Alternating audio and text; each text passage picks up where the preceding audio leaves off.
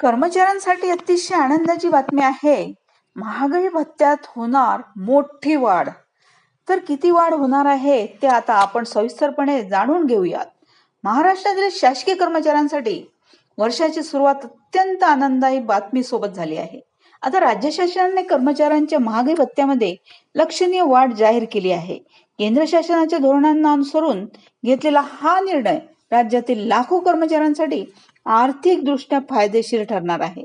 आता वाढत्या जीवन यात्रेच्या खर्चाच्या पार्श्वभूमीवर हा निर्णय कर्मचाऱ्यांना आर्थिक बळकटी प्रदान करणार आहे. आता भत्तावाढीचे मुख्य ठळक मुद्दे कोणते? तर राज्य शासनाने घेतलेल्या या महत्त्वपूर्ण निर्णयानुसार महागाई निर्देशांकातील वाढीचा विचार करीत कर्मचाऱ्यांच्या भत्त्यात दुरुस्ती करण्यात आली आहे. पूर्वीचा भत्ता दर 58% असताना नव्या आदेशानुसार यात 2 ते 3% वाढ करण्यात आलेली आहे. या निर्णयामुळे सुधारित भत्ता दर आता 60 ते 61% इतका झाला आहे. हा बदल कर्मचाऱ्यांच्या एकूण वेतनात ठोस फरक निर्माण करणारा आहे.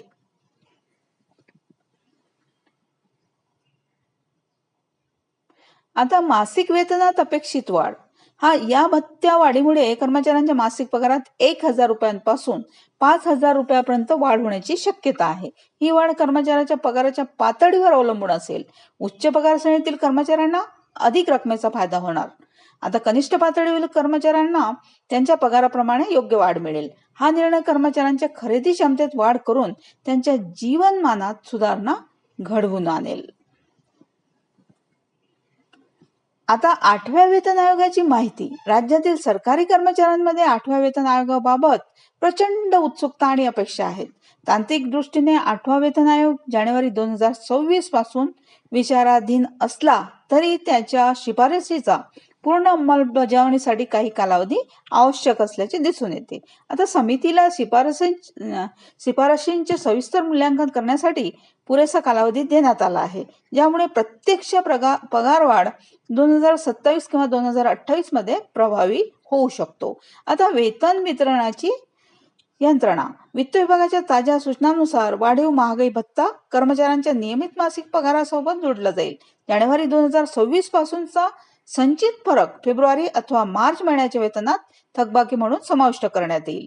या व्यवस्थेमुळे कर्मचाऱ्यांना त्यांच्या हक्काचा लाभ वेळेवर मिळेल आणि त्यांची आर्थिक योजना करण्यास सोपे होईल.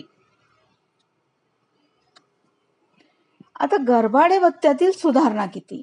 तर महागाई भत्ता 50% पलीकडे गेल्यामुळे नियमांनुसार घरभाडे भत्त्यातही म्हणजेच HRA वाढ होण्याची शक्यता आहे.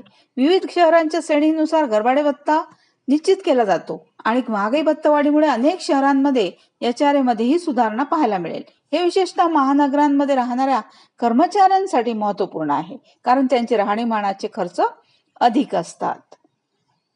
आता सेवानिवृत्त कर्मचाऱ्यांसाठी लाभ. कोणते लाभ आहेत?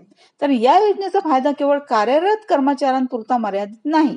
सेवानिवृत्त कर्मचाऱ्यांना त्यांच्या मूळ निवृत्ती वेतनावर सुधारित 60 ते 61% महागाई भत्ता लागू होईल. त्यामुळे निवृत्त कर्मचाऱ्यांच्या पेन्शनमध्येही उल्लेखनीय वाढ दिसून येईल.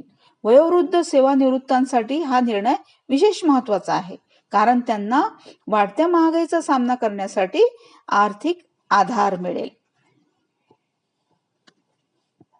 आता आर्थिक परिणाम आणि भविष्यकालीन अपेक्षा कोणत्या? तर या निर्णयामुळे राज्य शासनाच्या तिजोरीवर अतिरिक्त आर्थिक भार पडणार असला तरी कर्मचाऱ्यांचे कल्याण आणि त्यांचे जीवनमान उंचावणे हे शासनाचे प्राथमिक उद्दिष्ट आहे. संतुष्ट आणि आर्थिकदृष्ट्या सुरक्षित कर्मचारी वर्ग हा कार्यक्षमतेसाठी आवश्यक असून या निर्णयाचे दूरगामी सकारात्मक परिणाम अपेक्षित आहेत. कर्मचाऱ्यांची खरेदी क्षमता वाढल्याने अर्थव्यवस्थेलाही चालना मिळेल.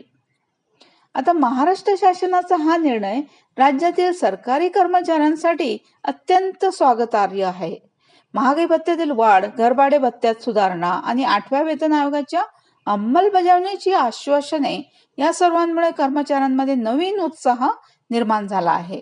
या निर्णयामुळे केवळ कर्मचाऱ्यांचेच नव्हे तर त्यांच्या कुटुंबियांचे आणि सेवानिवृत्तांचेही जीवनमान सुधारेल.